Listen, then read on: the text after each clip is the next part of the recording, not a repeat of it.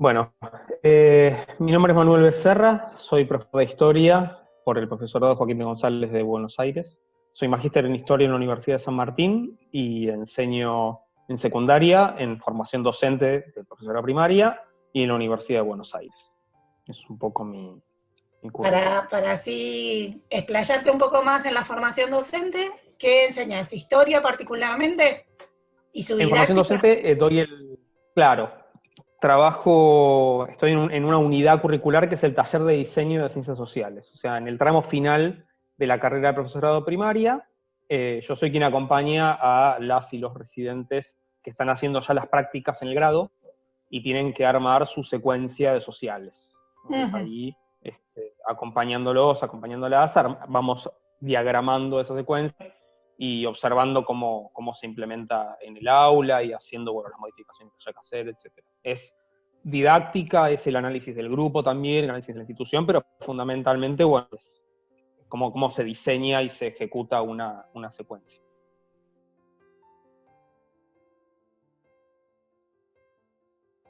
Fue rescatar un poco algunas de las cosas que vos venís compartiendo en tu blog de Fue la Pluma y también, bueno, yo te sigo en Twitter, así que sabes que te leo ahí, en Anfibia, Uh-huh. eh, y también en Pan Sofía con el tema de las 11 Las premisas, 11 Ps, sí, sí, ¿no? sí. Y Uh-huh. ahí había una que nos había interesado, que era esta que vos también de alguna manera la ponías en una imagen, que era esto de la pedagogía es lo contrario del aislamiento. Y yo ahí te preguntaba un poco, cuando planeábamos, qué de la forma analógica quedó impregnada en lo virtual y qué de lo virtual aparecía un poco como pensándolo a futuro en lo analógico, ¿no? Uh-huh. A mí me parece que en ese sentido, que por ahí esto de que la pedagogía es lo contrario al aislamiento, tiene que ver con algo que es muy humano, que es un poco la cultura gregaria, la cultura, el comportamiento gregario, ¿no? El andar en comunidad. Me parece que estamos en un momento de historia en el cual los avances de la artificial, este momento de la virtualidad que nos separa los cuerpos, etcétera, bueno, que es en definitiva ser humano, ¿no es cierto? Tan atravesados que estamos por la cultura.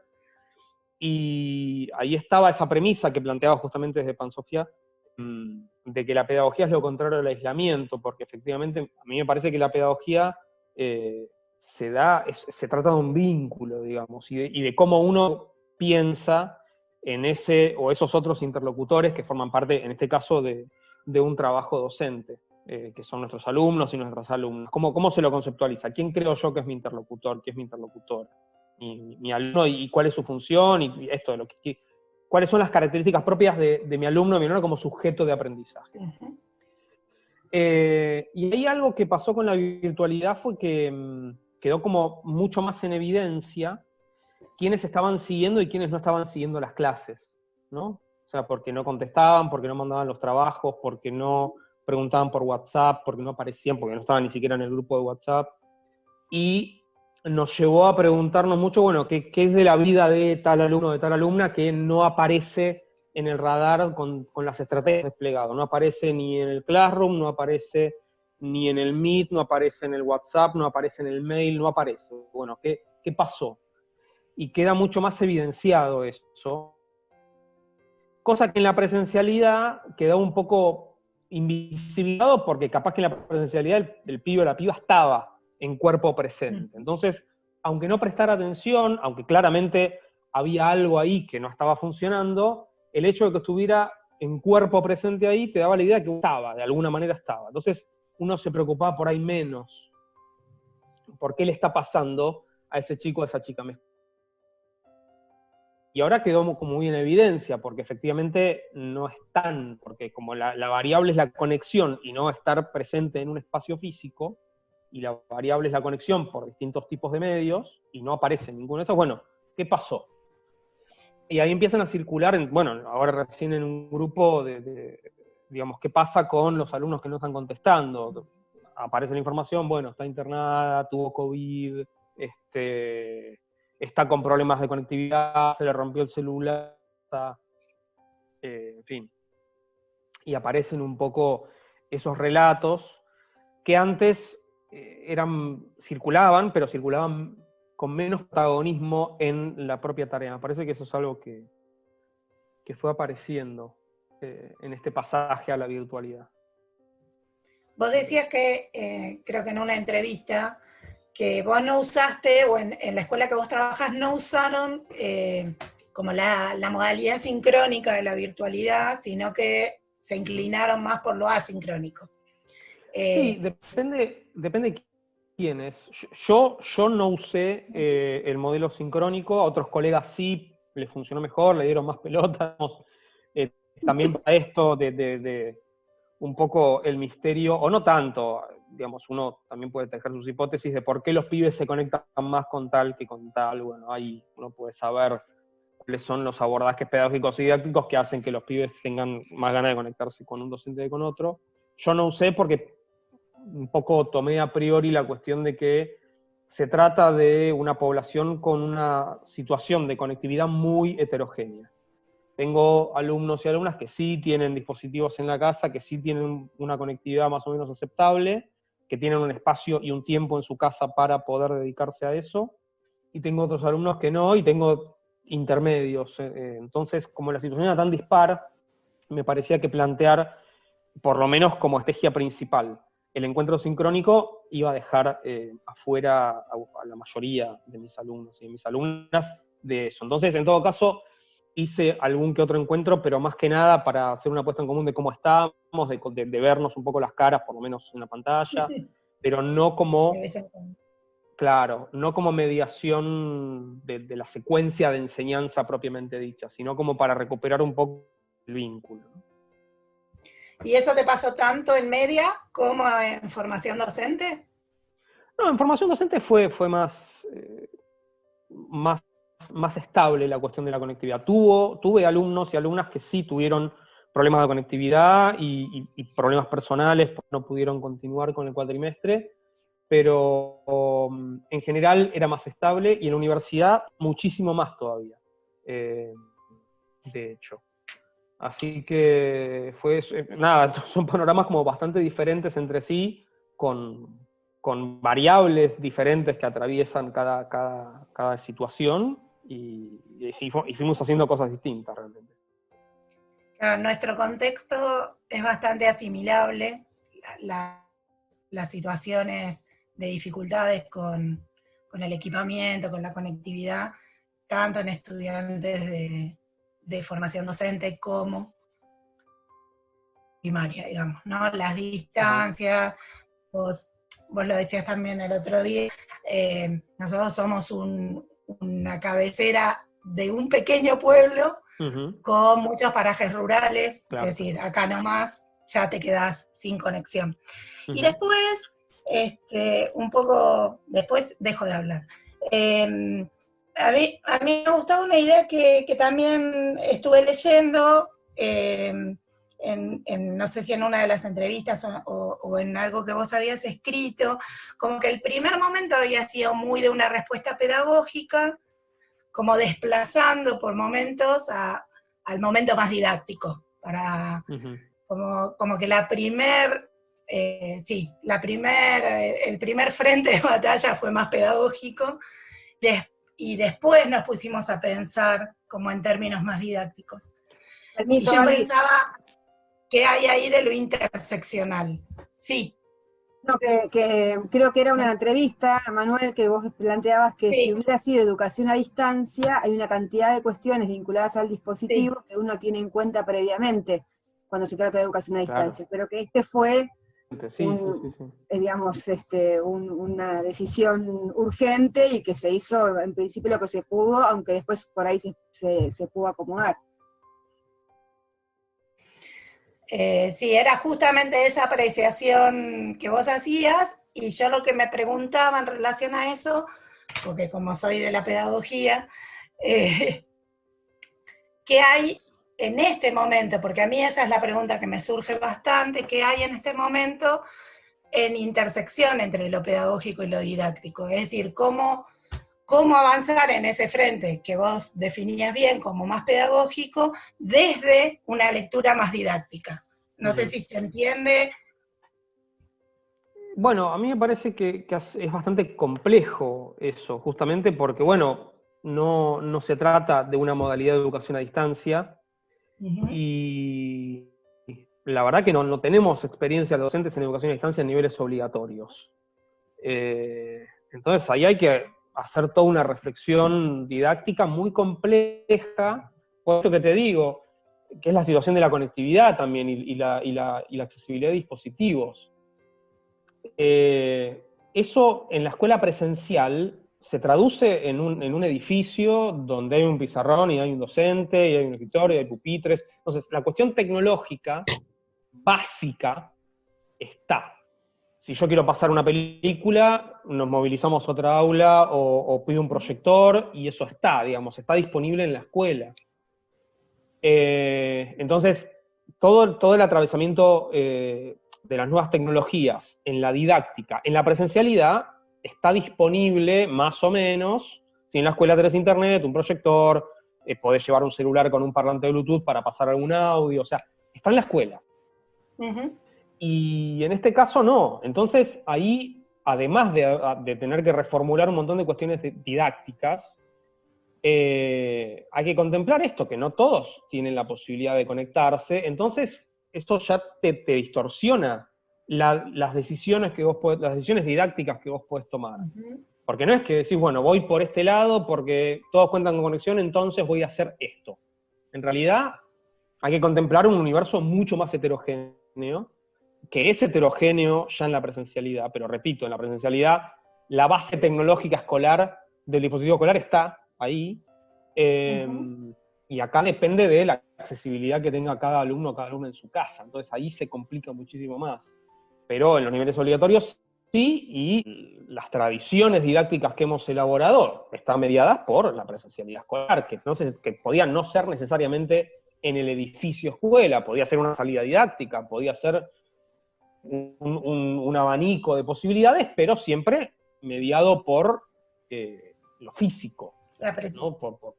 Claro, por la presencialidad, por cuerpos agrupados de alguna manera y con una relación docente-alumnos con determinadas características concretas, ¿no? Imaginando, si pudiéramos jugar a imaginar que hubiera conectividad absoluta en todas las provincias, en el lugar más recóndito del país, la conectividad existiera, estuviera garantizada por el Estado, internet y conectividad. Si te atreves así en vivo, digamos, en el aire, de pensar qué cuestiones fundamentales deberían transformarse o deberían pensarse a futuro en términos de formación. No me animo, porque en realidad eso no sucede. Lo que sí, me parece que una discusión que se planteó y que de alguna manera el gobierno nacional un poco recogió el guante, tiene que ver con que hoy en día el acceso a la cultura es acceso a Internet. Más allá de que, por supuesto, la escuela está, y la escuela tiene una función respecto de cómo dialoga con la cultura, eso indudablemente, y es un diálogo con la cultura diferente al que se da por Internet, pero el acceso inmediato, el acceso básico, es acceso a Internet. Como hace 100 años era el acceso a los libros. Entonces las escuelas tenían una biblioteca, tienen una biblioteca que ha quedado de eso, digamos, pero no bastaba con los libros.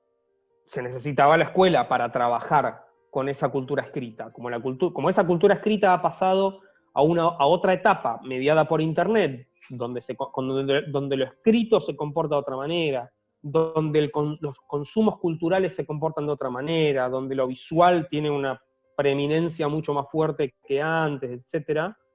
Y lo audiovisual también, y mucha de la discusión cultural del mundo contemporáneo pasa por series, por juegos, y por películas, y por una serie de cosas que circulan en Internet. Ese es el punto básico. Así como había bibliotecas con libros hace 100 años, hoy hay que tener acceso a Internet digno. Porque esto que pasa en muchos parajes rurales, que no llega la fibra óptica, entonces hay una antena que le pega al satélite y entonces tenés 2 rayitas de conexión. Eso no es lo mismo, obviamente, que estar en la ciudad de Buenos Aires, o en Rosario, o en Córdoba, donde vos tenés fibra óptica por todos lados y con antenas que más o menos te cubren una conexión de calidad. En muchas partes del país, ustedes lo saben perfectamente, hay conexión, pero la conexión no soporta un video, y mucho menos va a soportar una instancia como esta, de encuentro sincrónico. Entonces, eso es como una cuestión muy básica, que hoy no está garantizada, entonces yo mucho no me animo tampoco a especular con qué pasaría si. Me parece que hay que ir por el camino de ver cómo se puede garantizar el acceso, y después el acceso a los dispositivos que agarren Internet, porque una cosa que pasa en la ciudad de Buenos Aires, por ejemplo, a mis alumnos, que tengo muchos alumnos de la Villa 31, hay conectividad en la Villa 31. La Villa 31 está en el centro de la ciudad de Buenos Aires. Está en Retiro, entonces ahí antenas hay. Lo que no hay en muchas de esas familias son dispositivos y espacios para el uso de esos dispositivos. Los chicos no tienen su habitación y su dispositivo para conectarse a la clase, dedicarle un tiempo. Los pibes viven en condiciones de hacinamiento, hay un celular por familia, capaz que la madre lo tiene que usar o el padre lo tiene que usar mientras tanto, o sea, para conseguir laburo. Entonces, ahí también es el acceso a los dispositivos y a un tiempo y espacio que los pibes tengan. La escuela es ese tiempo y espacio. Justamente, la escuela aporta el momento de demora en el cual los niños, niñas y adolescentes están en un lugar para aprender. Hoy no lo tienen eso, porque están encerrados en sus casas con todo lo que pasa dentro de sus casas. A veces es un hogar consolidado, con todas las tensiones igual que operan en el momento de cuarentena. O sea, no hay hogar feliz en cuarentena de ninguna clase social, pero uno tendería a pensar que en los hogares donde hay situaciones de hacinamiento, etcétera, eso es mucho más duro de transitar, y es muy difícil pedirle a esos pibes que traigan, digamos, de esa situación para dedicarle y para concentrarse en la escuela, ¿no? Yo lo pensaba en términos de que en nuestro país hubo un proyecto que que tuvo toda una intención de generar las condiciones para ir llegando con la conectividad, con la fibra óptica a todas las provincias. Bueno, suponiendo que eso hubiera avanzado, que hoy, después de mucho tiempo, hubieran seguido teniendo sus conectores de igualdad cada vez que entraran al instituto o a la escuela, ¿qué te parecía a vos como posibilidad que se pueda pensar en Internet y en la tecnología como un medio para avanzar en los procesos de aprendizaje, ¿no? Y de enseñanza? Sí, a ver, a mí me parece que indudablemente, aún en la presencialidad, si hubiera una conectividad satisfactoria en todo el país, igualitaria, etcétera, por supuesto que sería un gran complemento, porque uno podría efectivamente, en presencialidad, establecer luegos con la cultura mucho más fluidos, etcétera. Pero una de las cosas que me parece más interesante, por ahí de las que se habla un poco menos, es de cómo esta situación de la cuarentena y de la pandemia, al mediar un montón de instancias por estas nuevas tecnologías, pueden aportar no solamente al dictado de clases y a la elaboración de secuencias, etcétera, etcétera, sino a trabajar más fluidamente un montón de procesos administrativos y burocráticos de la escuela, que antes venía a firmar el acta, o sea, era todo mucho más engorroso, o tener reuniones que son reuniones cortas, reuniones de trabajo que pueden ser cortas, que son informativas, y uno tiene que ir a la escuela.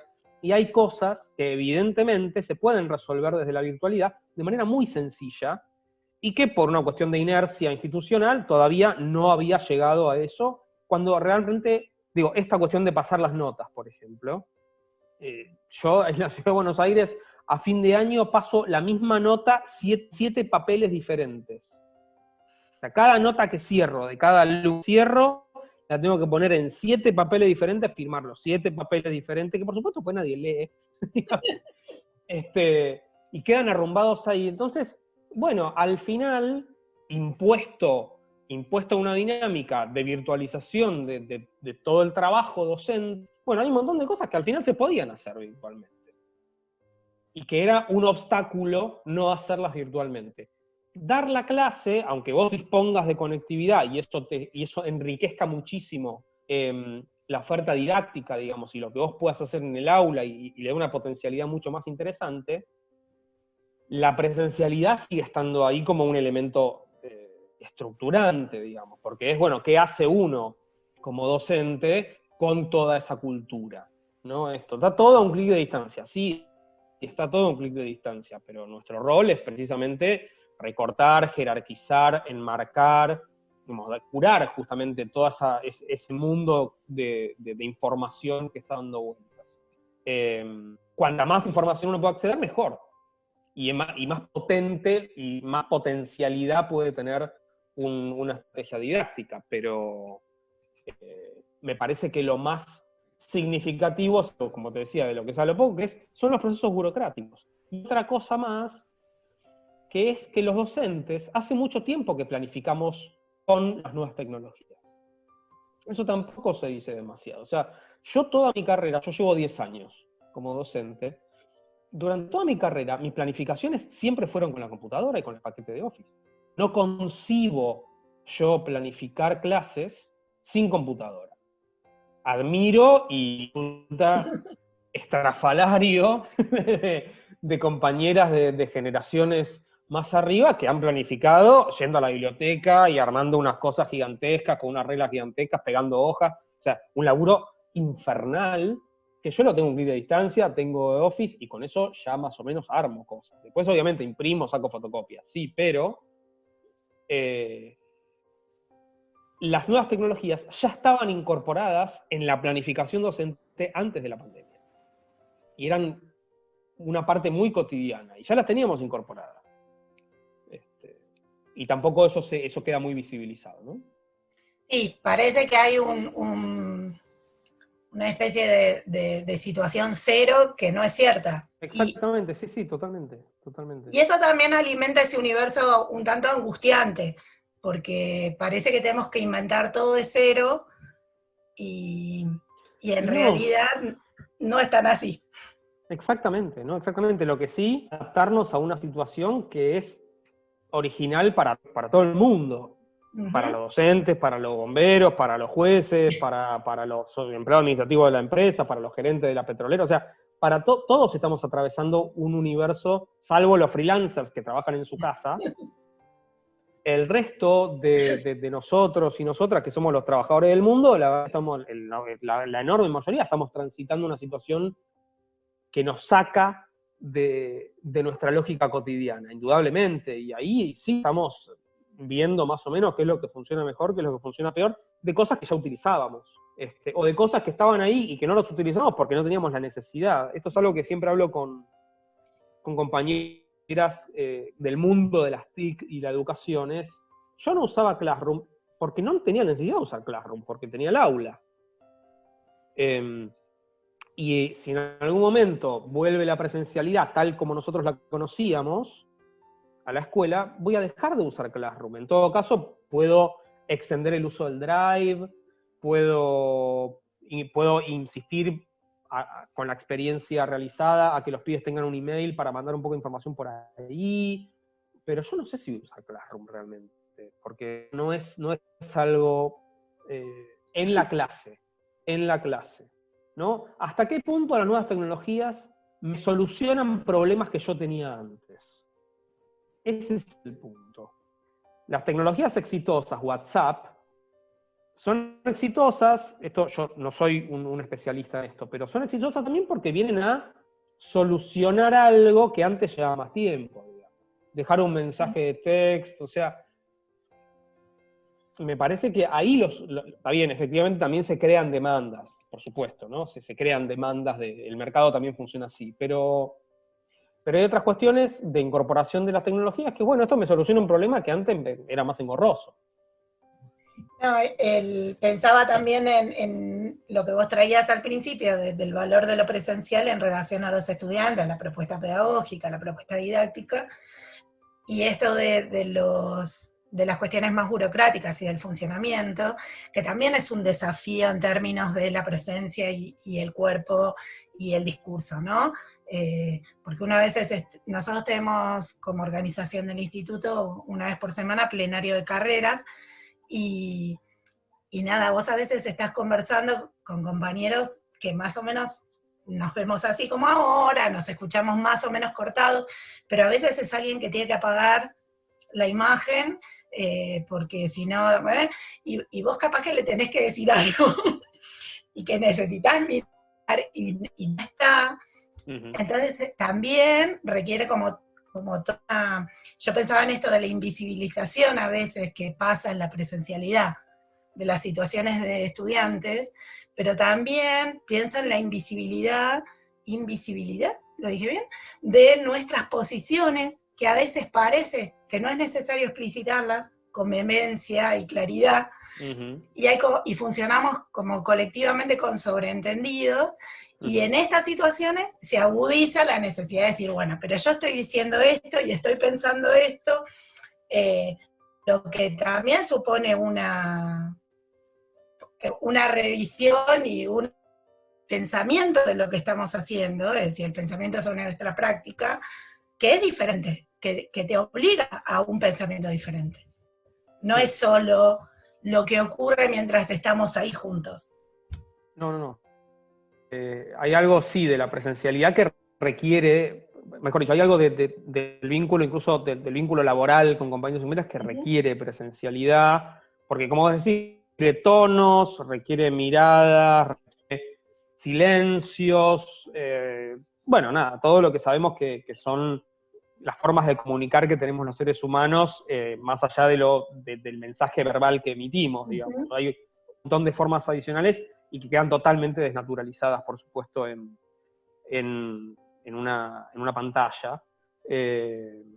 Sí, no, comparto plenamente eso, y sobre todo, bueno, cuando se dan tensiones, que permanentemente, obviamente, en la escuela y en los institutos tenemos situaciones de tensiones entre compañeros, porque no tenemos por qué estar de acuerdo todos en las formas de concebir a nuestros alumnos, de ejecutar secuencias, de hacer cursos, de los objetivos que pensamos que tiene la educación en general, y por supuesto siempre se producen tensiones, y eso indudablemente es mejor tramitarlo de manera presencial, sin dudas, sin dudas. Sí, sobre todo que hay como por un lado, la necesidad de que lo colectivo se mantenga fuertemente en este momento, y a la vez, al mismo tiempo, estar construyendo nuevas formas de comunicarnos en lo colectivo, como un doble desafío en ese sentido. Sí, cierto. Yo quiero hablarlo con la imagen que vos traías en el fogón, la relación que hacías con Years and Years y el tema del fogón y qué será de nuestros futuros momentos de encuentro, y pensaba en ese, Duchovny habla mucho del tema de las escenas escolares, ¿no? Cómo construye una escena y cómo la escena está también en uno, en el pensamiento, cuando va también a construirla. Y creo que todos estamos como alimentando en este momento nuestras escenas de lo que será, o de lo que vendrá, vaya a saber cuándo, ¿no? Como que no tenemos un tiempo, pero sí tenemos alguna imagen. ¿Cuáles son las imágenes que tenés vos? Bueno, justamente en esta pregunta es una pregunta medio romántica, si se quiere, medio esencial de lo que nos hace humanos o lo que hace a una escuela. Efectivamente, hay mucho de deseo, ¿no? De cómo vamos a construir esas escenas que deseamos y que hemos naturalizado durante tanto tiempo, y ahora resulta que eran oro. Esto no, bueno, esto del encuentro, ¿no? De prestarle atención a quienes nos están rodeando, de armar un diálogo que genere una situación única y original en función de quienes estamos ahí, en ese aula o en ese lugar. a mí me pasa mucho me atravieso de lograr cosas y asignarles el valor que tienen, porque una cosa que me parece que todos hemos pensado, docentes y alumnos, fue justamente lo rico y lo lindo que es estar ahí dialogando, construyendo, compartiendo, y lo difícil que es compartir en la virtualidad.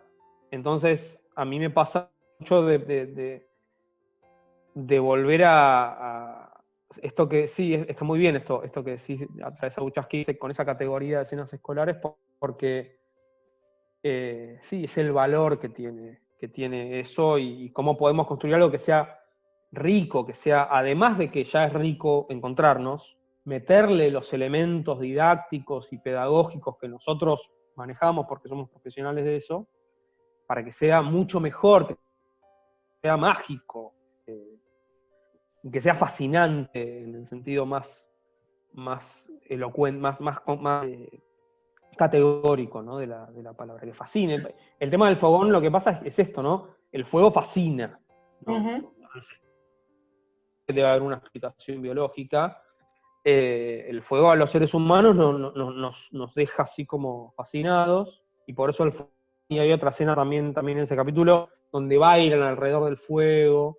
Lo circular.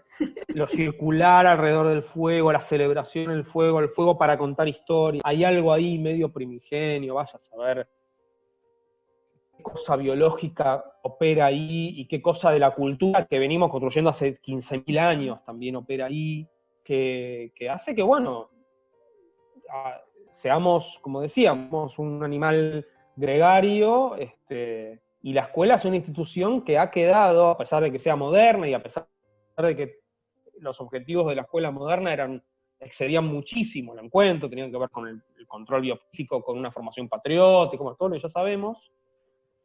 En definitiva, lo que termina quedando frente a esta situación de las tecnologías actuales y de que los humanos somos reemplazables por máquinas y por algoritmos, bueno, hay algo de eso que nos sigue resultando necesario como seres humanos, y la escuela es un espacio donde eso sucede.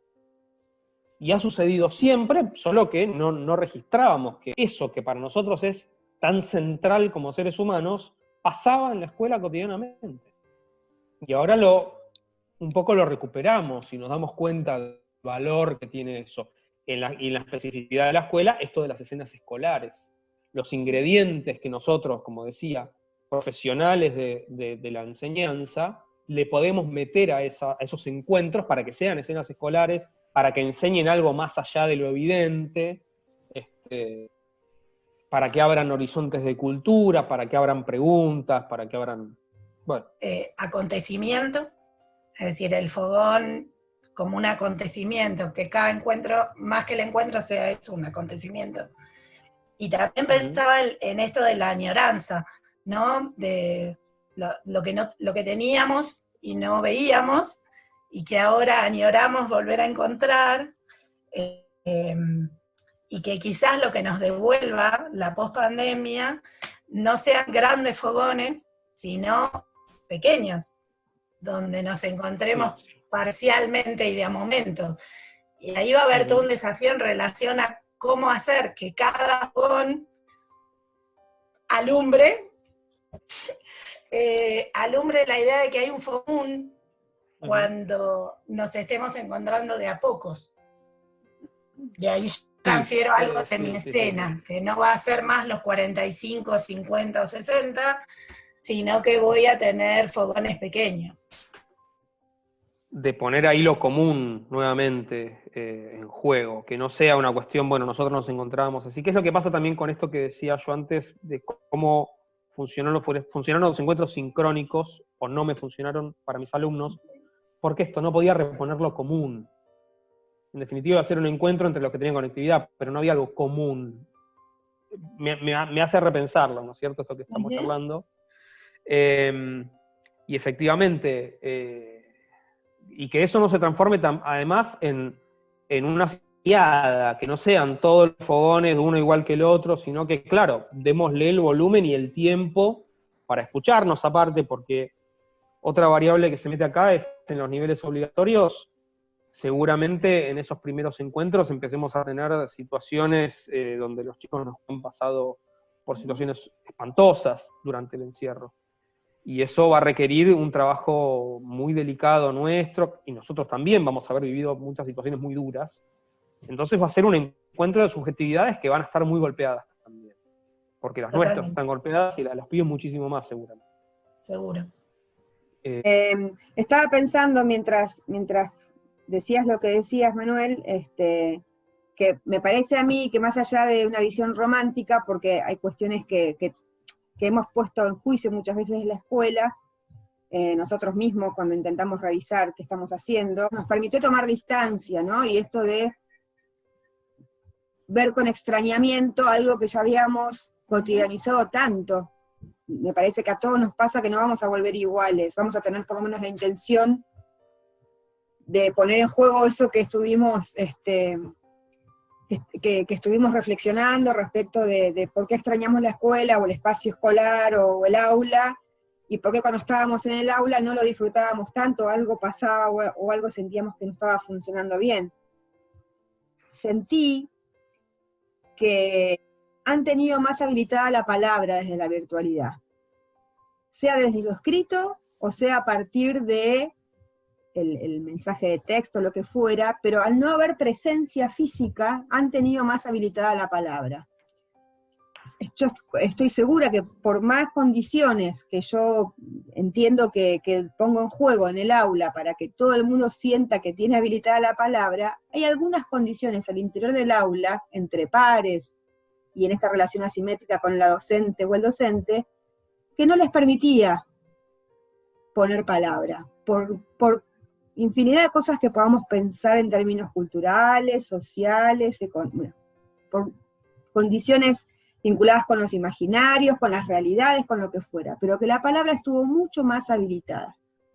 Y esto, estoy pensando hace tiempo ya cómo trabajarlo, porque, insisto, soy una docente que habilita la palabra, no, me parece a mí que la palabra, bueno, esto que pasa con las redes, ¿no?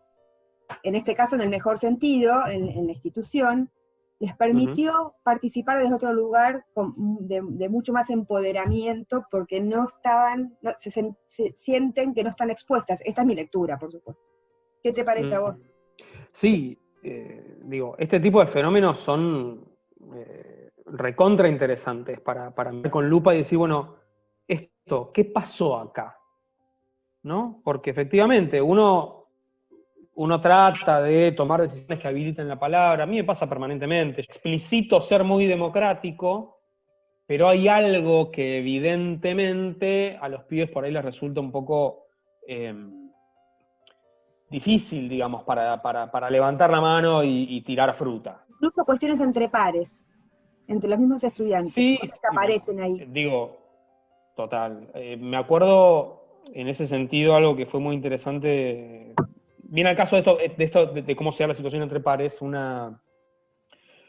taller que hicimos en la escuela en el debate de 2018 sobre interrupción voluntaria del embarazo, que si bien nosotros tratamos de ser lo más imparciales posibles, digamos, en habilitar el debate, etcétera, etcétera, en la selección de los testimonios de los diputados y diputadas que participaban del debate y de los especialistas que iban a hablar, en esa selección había un sesgo que fue medio voluntario, medio involuntario, y lo que terminó pasando fue que, claro, pocos alumnos y pocas alumnas se animaron a hacer preguntas que se salieran de algo que ellos exhibían como el canon.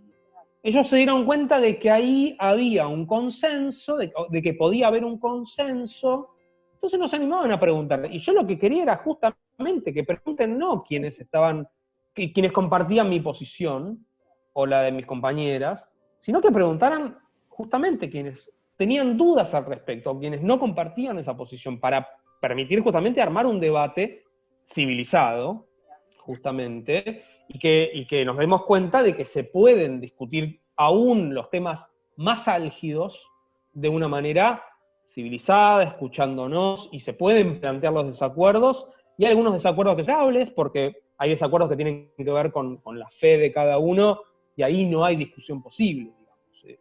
Digo, si un óvulo recién fecundado es o no una vida, eso, la verdad, no hay forma de argumentar, si uno está convencido de que es una vida, no está convencido de que no, la verdad, no hay mucha discusión ahí. Qué sé yo, cada uno verá. Hay discusiones donde podemos discutir es en la cuestión jurídica, en la cuestión de derecho a... Digo, y sin embargo, por más que nosotros creíamos estar siendo muy democráticos, en los detalles se nos escapaba, y eso generó, obturó un poco el debate. Una sola chica, muy valiente, hizo una pregunta que fue espectacular, que fue, con el argumento de mi cuerpo, mi decisión, yo me subo al escenario, estamos en el salón de actos, hay un escenario, yo me subo al escenario, me corto las venas y ustedes no pueden hacer nada. Ok. Ahí tenemos una flor de pregunta para abrir, digamos. Pero fue una que se animó a decir eso de 300 pibes. Entonces hay algo, evidentemente, que es recontra interesante. Esto, bueno, ¿qué pasó en la cuarentena con mi propuesta didáctica, con todas las mediaciones tecnológicas, que permitieron que alumnas que en la presencialidad se ven sienten más limitadas, les permitió explayarse más? Bueno, ahí hay algo para recontra mirar con lupa. ¿Qué pasó ahí? Es re interesante. Yo, por supuesto, no tengo una respuesta, pero traía el caso este que había sucedido en 2018 en la escuela donde laburo, por esto, ¿no es cierto? Uno a veces cree estar siendo amplio y abierto y en realidad está tomando microdecisiones, ¿no? Que lo que hacen es generar una precaución de parte de los alumnos frente a un debate. Y claro, cuando la piba preguntó eso, todos se rieron. No todos, pero la buena parte se rieron. Entonces, claro, nunca más una piba levantó la mano para preguntar algo por fuera de lo que, o sea, por fuera de ese consenso que habrán detectado, ¿no? La piba se la bancó porque es una chica con una personalidad potente y no tiene problema en eso. Pero hay un montón de chicas y chicos que vieron la reacción y dijeron, ni loco. Que por ahí esas microdecisiones tienen que ver con que sin querer, inconscientemente, uno habilita en este caso, habilita la palabra de estudiantes de manera desequilibrada, de aquellas estudiantes que una tiene como representación de la estudiante que va a aportar algo porque es muy lectora, porque tiene determinadas condiciones, y hay otras estudiantes, y me tomo de ejemplo, pero también lo he visto en otros espacios, ¿no? De otros donde yo no era la docente.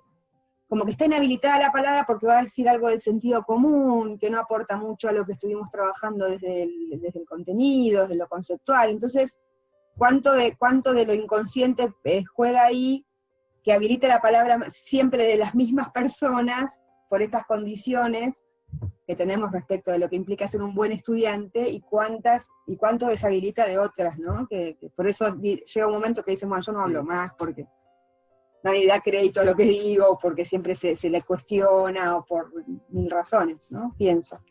No, que decía que aparte de lo que tiene que ver con la posición, que es un poco lo que vos relatabas en esa situación, también hay una palabra habilitada de niñas y niños, yo pienso más en primaria, pero también en la formación, que necesitan un otro tiempo para pensar cuál es su posición frente a los temas. Es una cuestión de tiempo. Si yo pudiera rescatar algo de lo virtual, diría, bien trabajado, articulado con lo presencial, a mí me gustaría, como un deseo, ensanchar el tiempo en el que estamos pensando sobre algo, y que no se limite a las 2 horas que estoy en la presencialidad de la clase. Absolutamente. Pero Sol planteaba esto que es también algo, un vicio muy de nuestra práctica docente, y que yo de hecho corrijo a mis residentes, que es, estás dialogando siempre con los pibes que hablan siempre. Y estás dejando a los que no hablan, entonces ahí hay que, bueno, ver cómo se distribuir la cosa, cómo se involucra, para que uno no termine hablando siempre los mismos interlocutores, que no importa que son los que dicen algo más interesante, pero son los que siempre hablan. Porque tienen ganas de participar, porque les copa, porque son extrovertidos, etc. eso es un vicio en el que, yo suelo caer. Me resulta muy difícil ir a buscar a los que no hablan y traerlos al debate, a la discusión, y porque hay aparte esto, ¿por qué no hablan? Puede ser porque sean tímidos, porque no les interesa lo que estoy diciendo, porque están con un problema muy duro en su cabeza y la verdad que no pueden concentrarse. Pero eso es un vicio muy clásico, que yo corrijo, pero por supuesto en el que también... sí, no, yo asumo todo lo que sean mis vicios docentes, yo no tengo ningún problema en reconocerlo. Que es un desafío siempre. Y por eso te digo que es muy interesante que en la virtualidad se hayan permitido vincularse de otra manera con la palabra y con la clase, ¿no? Y con vos como docente, como autoridad, y como te digo, es un fenómeno interesantísimo. Como es un fenómeno interesantísimo, más fácil de explicar que en las universidades la virtualidad haya generado un crecimiento de la matrícula. Sí, absolutamente. Eso es un fenómeno interesantísimo. Es más fácil de explicar porque alumnos y alumnas que están voluntariamente en una carrera, entonces les interesa estar ahí. En los niveles obligatorios son obligatorios, los pibes están, les guste o no, y bueno, y se caen, entonces se caen, la verdad que no me interesa, estoy en otra, qué sé yo, no tengo ganas de ir a la escuela. Pero no quiero dedicarle tiempo y energía a una carrera, bueno, es virtual, bueno, listo, puedo hacer más materias, puedo organizarme mejor con los temas, no estoy yendo a trabajar en un lugar físico, con lo cual puedo distribuir mejor los tiempos de otra manera en mi casa. Cuestión que eso en universidad aumentó la matrícula y bajó la exclusión, el abandono. Bueno, eso es un fenómeno interesante, propio del nivel, ¿no? Sí, sí. En formación te diría que también se sostuvo, al menos en primaria, sostuvo la matrícula. Yo estoy en primer año, así que es un año muy sensible, por lo general perdés entre el 30 y el 40% de los ingresantes, y creo que hubo un diálogo, digamos, entre algunas dinámicas que nos dimos como institución, o como carrera al menos, y descubrí mucho que, bueno, este horario que se me complicaba ahora dejó de complicarse, porque estoy en casa, porque no tengo que dejar los pibes colgados por ahí, viste lo que es el turno noche. Entonces, hay una realidad que también es una invitación a pensar cómo vamos a hacer para articular formas presenciales y virtuales que alivien la posibilidad de muchas personas adultas que tienen ganas. Muchas veces el tema de los formatos horarios del profesorado, que es odioso el formato, atentan contra esa posibilidad, o hacen una carrera de 4 años en 10 porque no hay otra forma. Total. Y sin renunciar, que a mí me parece esto es como una preocupación, sin renunciar a nuestras formas habituales, como tener opciones, no caer en este año de la cuarentena todo se hizo así y ahora que volvemos a la normalidad todo se vuelve a hacer como antes, sino si será posible, lo digo como pregunta, si será posible pensar en estas formas híbridas de propuestas académicas, si querés, de nivel superior o demás. Quizás no tanto para los obligatorios. Claro, a mí me parece que a nivel superior, universitario como no universitario, es una discusión que se pone muy evidente ahí, queda como muy en agenda, y porque bueno, ha pasado esto y es una experiencia interesante y hay que mirarla y hay que tenerla en cuenta. Me sigue quedando a mí siempre la duda de qué tan efectiva pedagógicamente y didácticamente sea una modalidad virtual. Me deja la pregunta dando vueltas, ni hablar en el campo de las prácticas, digamos, como da clases solo y como doy clases yo en formación docente, no hay manera. Pero, porque bueno, tienen que hacer las prácticas presenciales y hay ahora hay toda una discusión en función de, bueno, cómo resuelven sus prácticas los chicos que ya estaban recibiéndose y cayó la pandemia, bueno. Pero más allá de eso, me queda la duda a mí de si, por más que haya habido un aumento de la matrícula, por más que sea flexible, por más que por más que hayamos llegado a más alumnos y alumnas, por más que hayamos logrado que hayan sostenido su cursada, lo cual ya es un montón, ¿hasta qué punto hemos enseñado igual? En la universidad, sobre todo en las universidades más tradicionales, como la Universidad de Buenos Aires, menos en la Facultad de Filosofía y Letras, donde yo doy clase, en general, como nunca, no hablo de la cátedra en la que estoy, que la verdad que hicimos un esfuerzo pedagógico y didáctico muy grande, pero hay un montón de cátedras que nunca hicieron jamás ningún esfuerzo pedagógico ni didáctico, y era, vayan a escuchar Pope durante 3 horas, hablarle a 500 personas, y después lean. Y eso es todo. Entonces, indudablemente que la virtualidad en ese escenario es un avance enorme, porque andá, clavate 3 horas para escuchar al Pope, para después comerte vos los libros en soledad. Sin dudas, es un avance. Lo escucho en casa, por lo menos. ¿Cómo? Lo escuchan en casa, por lo menos lo escuchan en casa tomando unos mates, fumando lo que quieren fumar y no pueden fumar en el aula. Igual, algunos popes lo que hicieron fue hacer exactamente lo mismo. O sea, daban 3 horas de clase por Zoom. A mí me lo decían esto algunos alumnos y yo decía, por el amor de Dios. Tiene que ser ilegal. No podés sostener una clase de 3 horas por Zoom. No hay forma. No hay forma de hacer eso. Ya presencial es polemiquísimo, claro. Por Zoom es imposible. Pero quedo con esas dudas, digamos. Lo cual luego me ve una contradicción, porque efectivamente vos tenías 40 alumnas y quedaron 38 en la virtualidad y antes quedaban 20. Y eso ya es un avance enorme, digamos. Haber rescatado 18 es un montón. ¿Sí? Bueno, nada, son preguntas que quedan colgadas. Sí, por eso hablaba también de los formatos híbridos, ¿viste?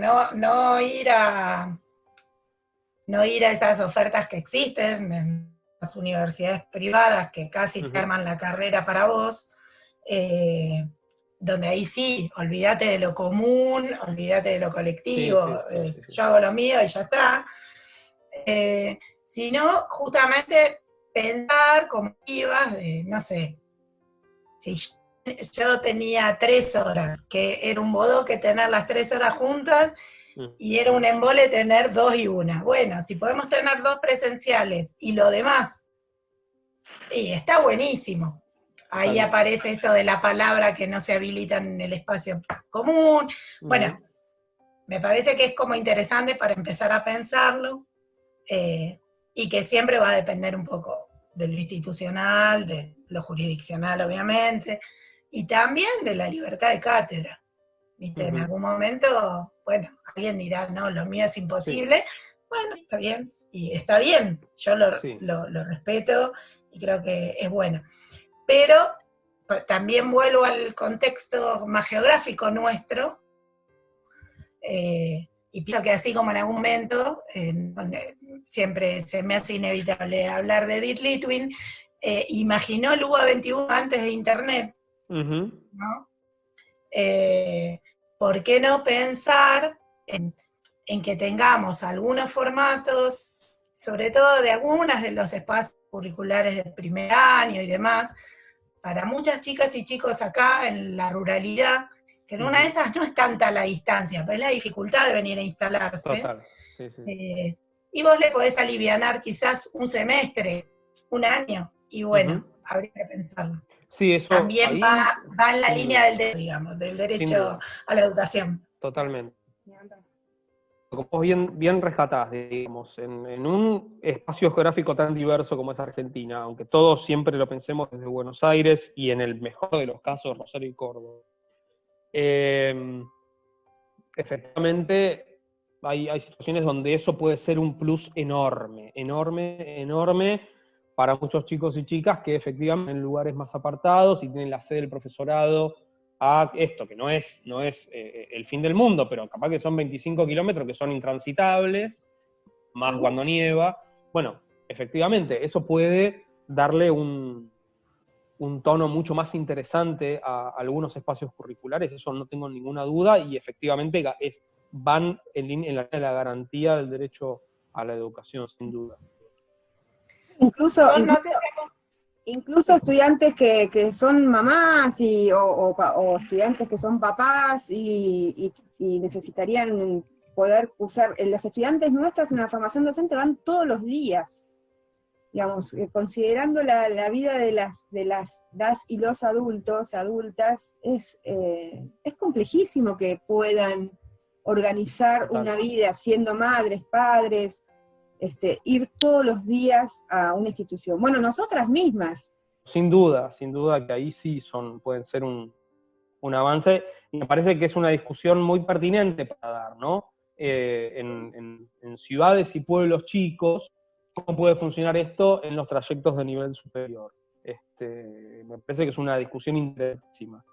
Y cómo funcionan las grandes también es un tema, porque hay problemas de transporte de otro tipo,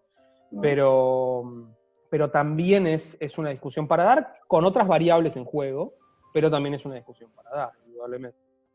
Para cerrar, sí, no quiero parecer una cosa maniquea, pero ¿qué grado de optimismo tenés con el tiempo que viene en relación a estas cosas que estuvimos viendo de adoptar algunos movimientos, algunas buenas lecturas, ¿no? Y qué grado de pesimismo con le vendrá en relación a lo que llamamos la pospandemia, que yo no sé si es un término afortunado, parece que no va a tener mucho de post, sino de continuidad de pandemia, ¿no?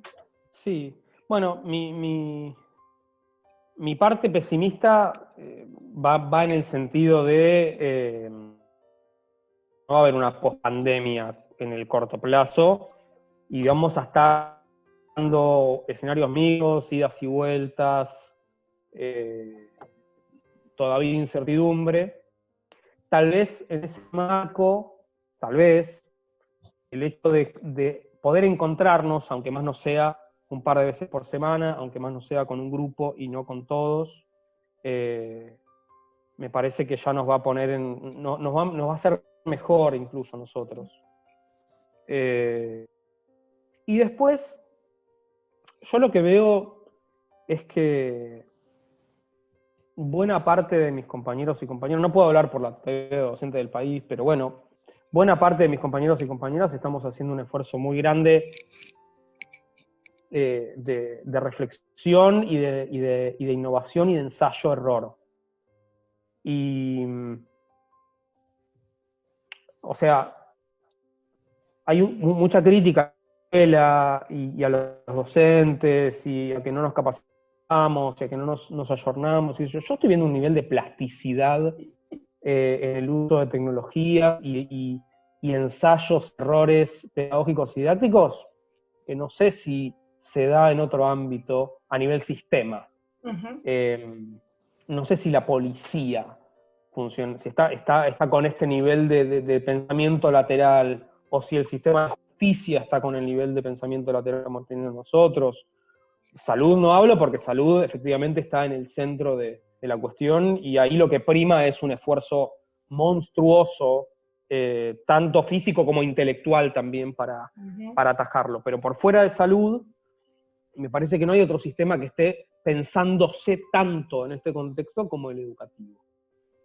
Y lo veo mis compañeros y compañeras con los que no es que yo comparta pareceres necesariamente, no son compañeros y compañeras con quienes yo me sentaría a planificar en conjunto, ni siquiera. Y sin embargo veo que están haciendo un gran esfuerzo por buscarle la vuelta. Uh-huh. A veces haciendo desastres a mi criterio, pero le están buscando la vuelta. Y yo también le estoy buscando la vuelta, y estamos tratando así todos de buscarle la vuelta. Entonces, yo creo que eso va a dejar un banco de experiencias, no físicamente, no es que vamos a tener una carpeta con todo lo que pudimos pensar, pero sí una marca en nuestra biografía y en nuestra trayectoria profesional de flexibilidad ante algunas cosas que capaz que es buen capital a futuro. Vamos a ver, no quiero ser optimista tampoco, pero parece que va a dejar enseñanzas didácticas y pedagógicas sobre cosas que esto que decía Sol, ¿no? Que teníamos naturalizadas. Y si hay algo si algo positivo de todo este momento tan duro para todos, si algo positivo aportó, fue esta mirada extrañada sobre lo que hacemos a diario. Nos tuvimos que distanciar de nuestra práctica cotidiana, cosa que todo el tiempo como docentes, como formadores de docentes, exigiendo, ¿no? Distanciarse de la práctica. Todo el tiempo estamos rompiendo con eso, y nunca logramos que suceda a nivel masivo, porque mucha gente, por supuesto, hace la plancha, por H o por B, porque el trabajo docente, la vida, en fin. Pero esto fue forzoso, forzosamente hubo que distanciarse y ver y pensar qué es lo que uno estaba, qué podía funcionar o no, y descartar, traer cosas nuevas. Bueno, eso es una marca que va a ser un capital. Hay que ver después qué hacemos con ese capital. ¿Y lo dilapidamos o lo ponemos a producir? Exactamente.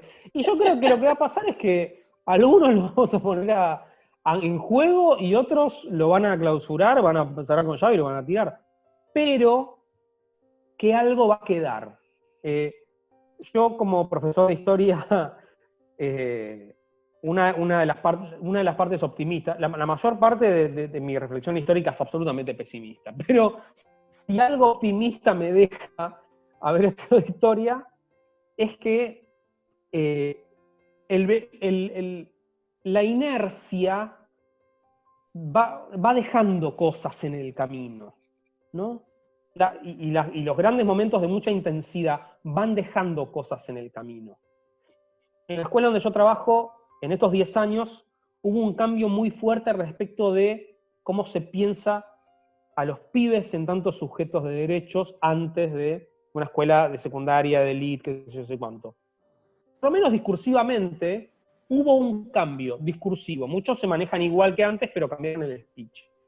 Y otros se han jubilado y entraron compañeros y compañeras que tienen una mirada más en función de ser sujeto de... Entonces, el reemplazo vegetativo de los elencos anteriores, la puesta en discusión muy potente de algunos preconceptos que llevamos como armadura, eso va generando algunos cambios positivos en el mediano plazo.